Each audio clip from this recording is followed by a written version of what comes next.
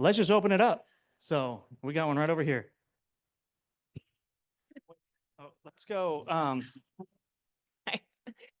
So Rhonda, I had a really quick question for you in regards to when you're putting in the maintenance mode, but you're not maintenance mode. Once someone's really reached their weight loss goal, I know there's a lot of clinics that or practitioners that say, okay, when you hit a BMI of 27, you're done. Yeah, that doesn't work. So what are your recommendations for when someone does or I guess, first of all, what is it where you say, okay, you have met a goal? Like, is it the patient's personal goal? Is it a medical goal that you're looking for? Is it a BMI? And then how do you keep them in that mode? And what is the medical indication you use for that order when you're actually not still losing weight? Now you're in the maintenance mode, but not maintenance. That was not a quick question, Pam. No. That's fine. So yes, when you reach your goal, whatever that goal is, and we talk about it through the journey, not pick your goal at the beginning and we're going to hold you to it. I prefer they are a body fat percentage of less than 28% for a female, 25 for a male. So we've reached a healthy weight. A lot of times people are ready to go to a maintenance or an ongoing management plan even a little before they hit their goal. It's because they've been on the grind, they've been on the journey. It's up to them, it's up to me, and we're a team, and we decide at that point. If somebody's down to a BMI of 20 and they're starting to lose that lean mass, they're not staying on program, then I'll gently guide them into an ongoing management and then start decreasing the dose. And as far as prescribing it, as providers, we can prescribe off-label. And so the BMI is not the hard stop for that, okay? We can do all kinds of things, metabolic management. There's all kinds of reasons to continue that.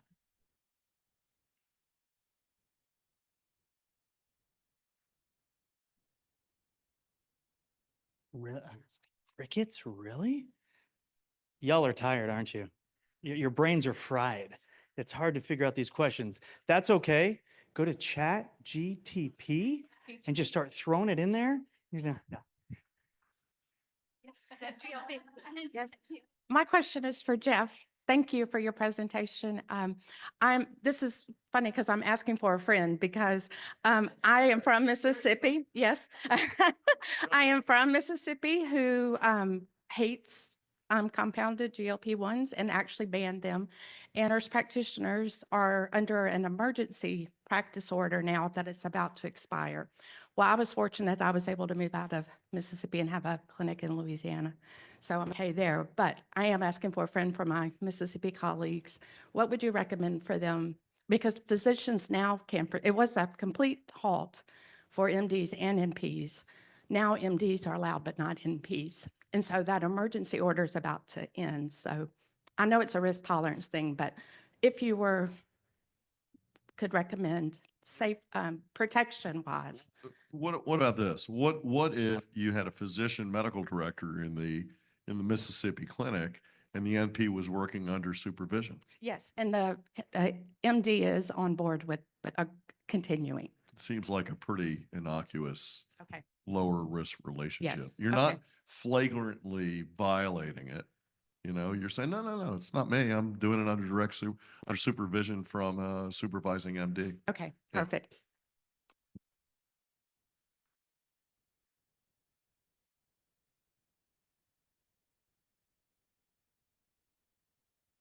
Everybody wants the drinks. That's what's happening. They don't want to say anything because they want to get to the party. This question is for Rhonda. When you're talking to patients about starting GLP-1s, I have a lot of clients that will ask about like the long-term effects. What does your conversation look like with your clients? So long-term effects, of course, GLP-1s have been in the market for more than 20 years. So we have a lot of history with them. We make GLP-1 in our body. So there's that. Using it properly is the most important part for long-term. It's far more riskier to be obese long-term than it is to lose weight. And so get the inflammation down, get the obesity under control, and you decrease risk. Is there a risk of using compounded or commercially available GLP-1s long-term? we don't know yet as far as the current ones available. We've had them since 2016. But I answer those questions honestly, say honestly, we do not know for 50 or 100 years, right? But usually post-market surveillance will reveal things pretty quickly. And so I have confidence that they're safe long-term. Here's a question online. Rhonda, I think this is going to you, but is there a rough guide, or actually anybody from Strep might be able to answer this, a rough guide to transfer from semaglutide example, like 1 milligram, to a comparable tirzepatide dose with similar efficacy? I guess that's the baseline of the question. I can take this one. So you'll always want to start your patients lower than what they were at. And the reason for that is you don't know what side effect profile they may have with an alternate product. You do then have the option to possibly dose them twice a week.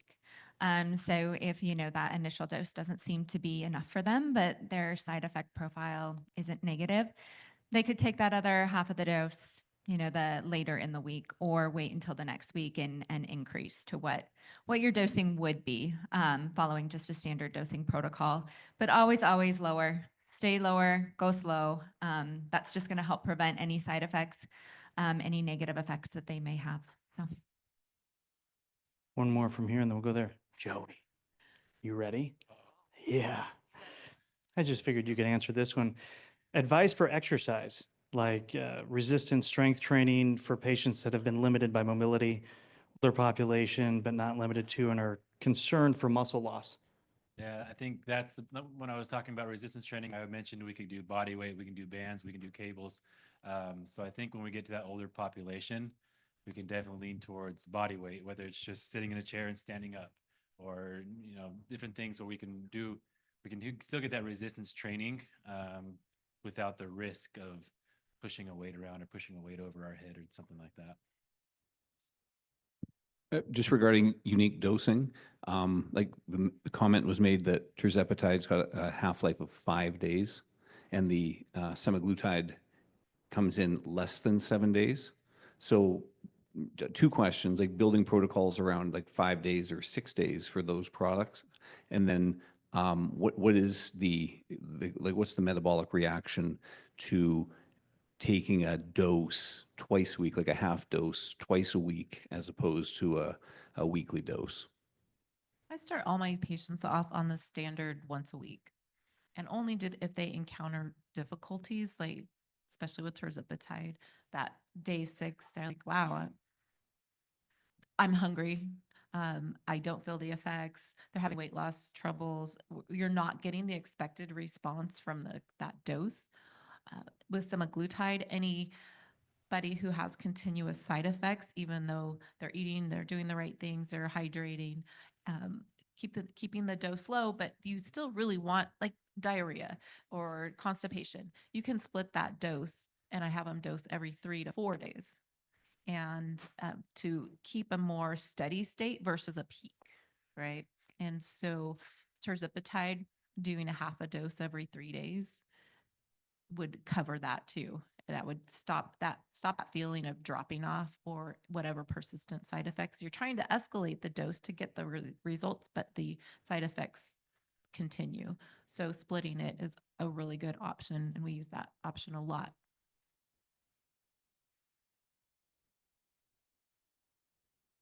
Come back, we go right here. Yeah, this question is for Joey. The way we call the bioidentical hormone when we treat hormone patients, that is bioidentical, biosimilar. Can we use similar terms or verbiage for GLP-1 as well, that it is more biosimilar, bioidentical, compounded? So are you asking if the peptide is Yeah, identical to the peptide the body is making? Yeah, like it's more. So the GLP-1, so semaglutide, tirzepatide are going to be a GLP-1 receptor agonist. So you're not actually giving your patient, overloading them with GLP-1. You are activating the receptor that does that for it. So I don't think we could consider it a bioidentical to the GLP-1 hormone, but it does activate the receptors that release the GLP-1. Isn't that kind of the same with pretty much all peptides in a Mhm. sense. They're Mhm. receptor triggers, Mhm. right? Yeah.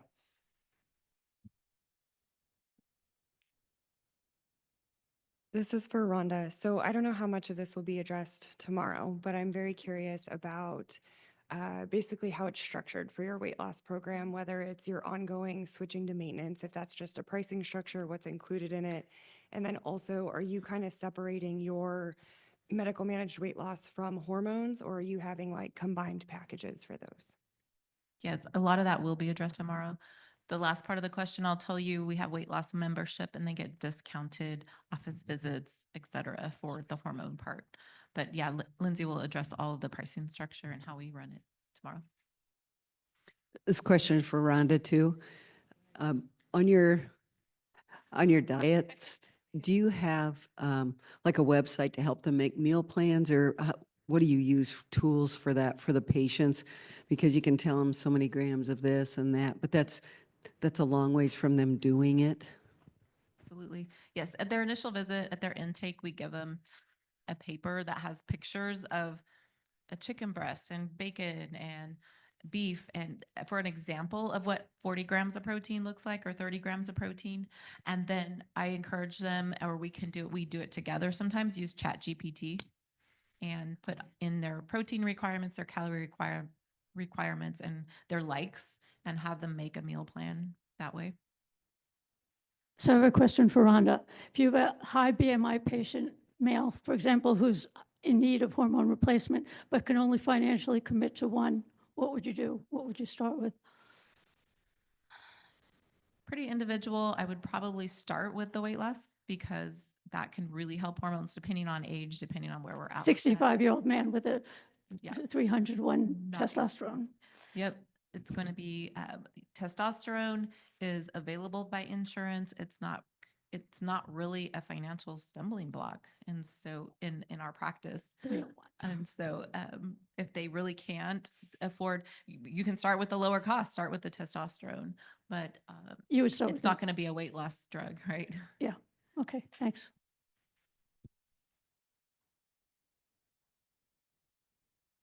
Okay, so my question is usually when patients come in, they always say, am I going to gain the weight back, which you discussed? And I'm pretty much, upfront that yes, you can gain everything back. That's, many of them had bariatric surgeries before. Is there, because semaglutides are so prevalent, GLP-1s, people are investing a lot of money in a year, it can be over 10 grand. Is there this question actually would be for Jeff, is there liability involved with GLP-1s where patients said, I invested and I gained all the weight back? Is there a possible, should we write in our consents upfront, you can gain all the way back, you have to follow a lifestyle change, you may need to continue on it for longer? Yeah, the more you put in your consents, the safer you are. Because, I mean, even with a crazy patient, because every now and then you'll get a crazy patient, my leg fell off and I got in a motorcycle accident because I'm on GLPs. It's like, well, I'm probably not. But the issue of the consent comes up in the context of that kind of a lawsuit or complaint to the medical board. And so you want to be able to roll that consent out and have it say everything. For either of you at Strive, the tirzepatide that you've compounded with the glycine and the B12 that you can't ship to California, did you put the glycine in there to help with the muscle loss? That's the intention, yes. It also differentiates it from the commercial product, obviously. The further we can get it differentiated from the commercial product, the better it is for, all of you to obtain. But yes, the purpose of the glycine in it is to maintain muscle mass with the weight loss. And for Rhonda, sorry, there was a second question. In your practice, I'm assuming you do a lot of other wellness injections. Do you add glycine as a wellness injection on the side to your GLP-1 patients? We don't add it to injections. I mean, not add it, but offer it. We don't offer glycine, but we Okay. do really stress amino acid intake. So essential amino acids, we'll have that in there. And I did hear the question earlier about the B12 that we place in the product. I don't know if it was answered, so I figured I'd just address it really quick. So we do put cyanocobalamin in it. The reason behind that is methylcobalamin is not stable at the low dose that is in the product that we have. So it's 1 milligram per ml on the semaglutide at least. So if the patient's getting the max dose, they're just getting 0.5 milligrams per week. That can be, there can be issues if patient can't methylate it properly. We do have a couple formulas that are in testing right now that don't include the cyanocobalamin. So hopefully that's something that'll be available to you sooner rather than later. But that's the reason why it's cyano versus methyl. We've tried, I promise, multiple times. For Rhonda or Andrea, for patients who are on the peptide, GLP, sema or tirzepatide, patient who has night cravings, what do you guys normally offer? My practice right now would do berberine and topiramate, but do you guys recommend anything else aside from those two? Have you tried dosing it at a different time of the day or more frequently throughout the week? They usually do it at night, especially if they're on semaglutide because of the side effects. Another thing I heard Joey talking about, and it's very true, you need to front load your day with protein so you're not ravenous at night. And so I always recommend front loading the day and not waiting till the end of the day to try to get all your protein in. And Megan will probably talk about this tomorrow, but another addition could be LDN, so low dose naltrexone. So, and that's also going to have some behavioral effects on, maybe the habit of eating at night or whatnot. So that is something that you could consider adding onto your patient. Joey has another idea. And that's a big thing where you can add, when I talked about those different types of protein, the whey protein for the casein protein, that's where you could throw on that casein protein. That's going to give a long-term fullness effect that'll last them through the night. It's a much slower metabolized than the whey protein. This question is for Jeff.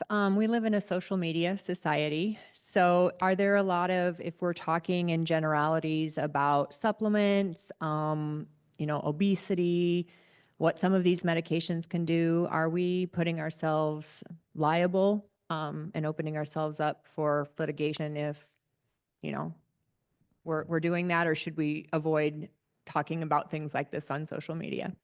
It depends on who you are. If you're a clinician and you've got the right to give medical advice and that sort of thing, the risk is inherently lower than if you're a patient whose life has been changed because of it and you want to tell people what to do. So let's start with that. If you're a clinician, what do you want to do? Educate. Just educate about, don't prescribe, recommend anything in particular. And it would be good if you've got social media and you get some standing relationship with that kind of a platform to have a little disclaimer at the bottom, that says, this is not medical advice, this is education. And if you want to know how to use this, you need to talk to somebody trained in how to use the information that you're receiving.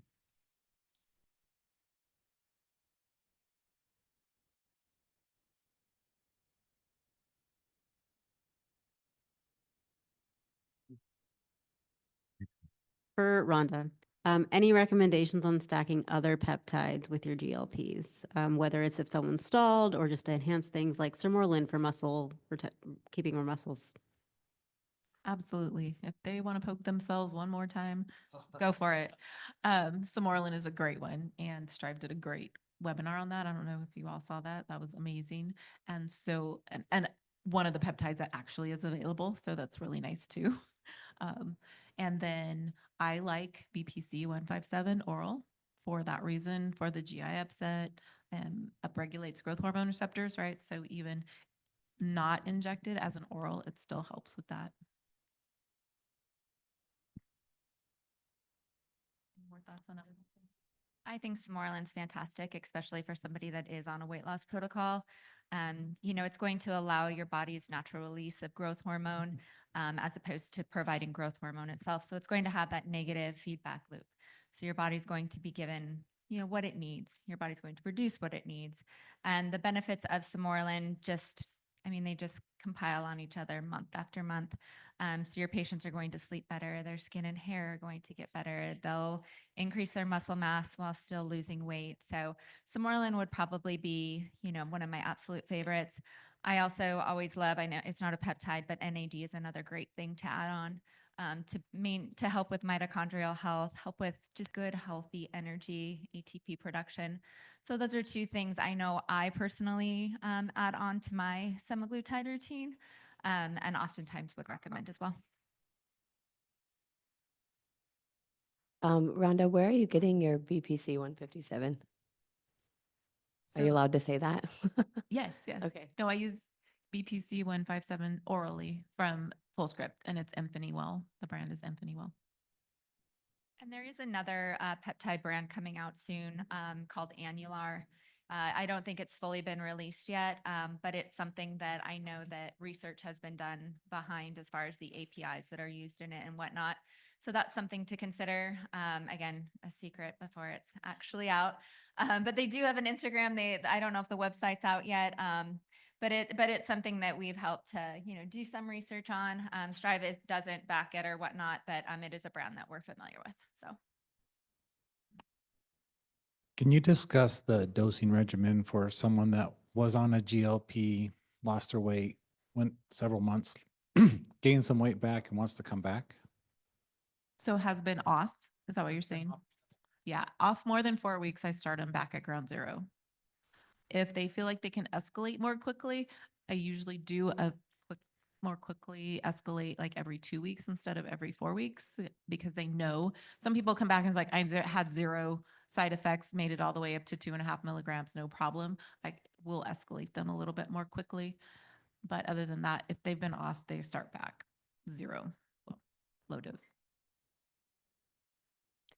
To tag off of that one, what about people that have lost weight on GLPs? They come off of it, gain the weight back, and they want to start back on, but it's not as effective the second or third time. Is that a true statement or is that just patient dependent?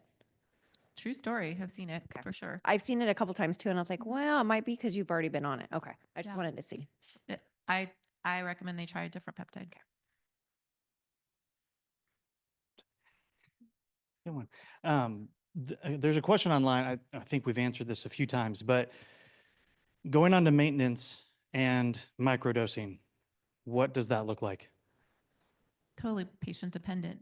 I have people who can literally maintaining their weight at 0.25 milligrams every 10 days. Like truly what I feel like is a microdose. And then some people really need to do 2 milligrams every 7 days to be able to maintain their weight. It has to do with the metabolic health. And the longer they're on it, the more lax they get in their lifestyle. So if they come back to me, they've been on ongoing weight management. They're like, I'm using this dose and I'm just starting to gain again. I circle them back around to take a close look at what they're doing, because they just get, I don't want to say lazy, but you don't track as much. You don't know, the protein falls off. You used to work out 4 days a week. You're now 2 days. You've been on vacation. So there's a lot of mostly lifestyle things if they're really not able to maintain.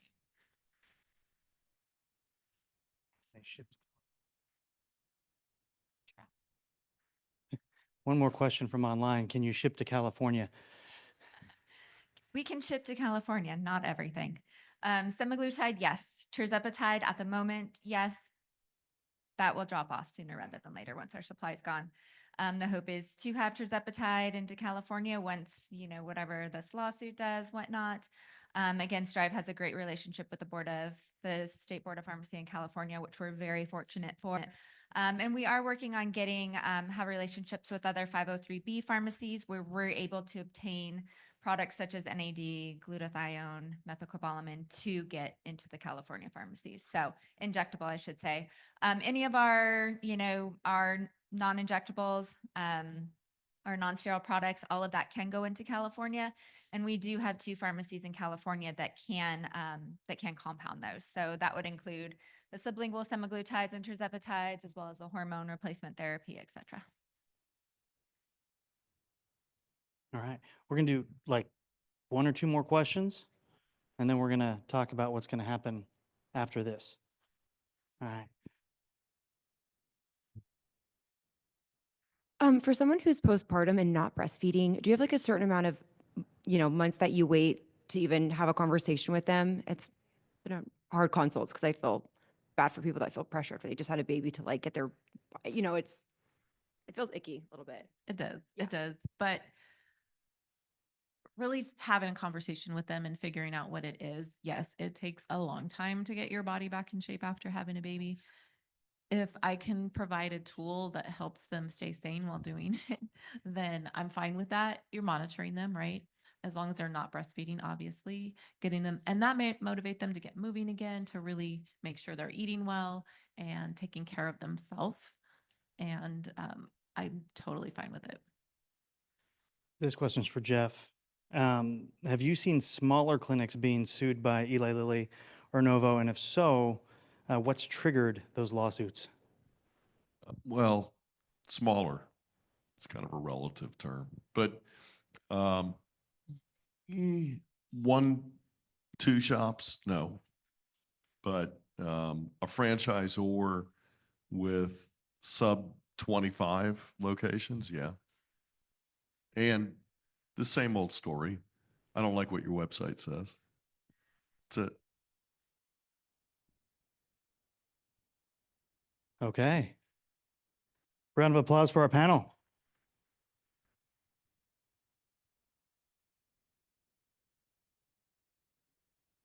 Can we go to the last slide? Or not the last slide, but just the next slide? Look at that. Right? Y'all have like literally been filling your brains all day long. So now we're going to go fill our stomachs with drinks and fun and music, right? We're going to have fun tonight. We will have for each person here, there's going to be 2 drink tickets, okay, on us to say thank you and to just have fun, okay?